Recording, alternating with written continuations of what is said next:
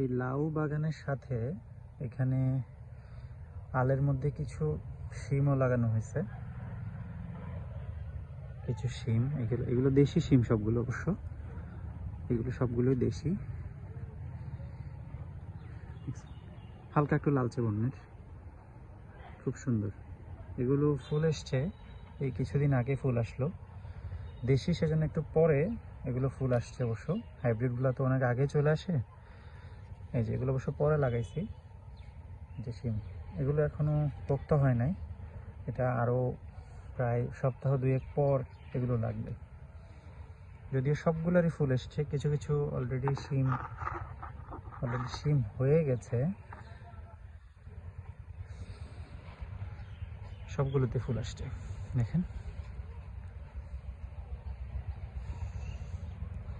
এই যে আজকে সূর্য ওঠে নাই, কুয়াশা একেবারে এখনো ফুলের মধ্যে লেগে আছে। খুব দারুণ, খুবই দারুণ।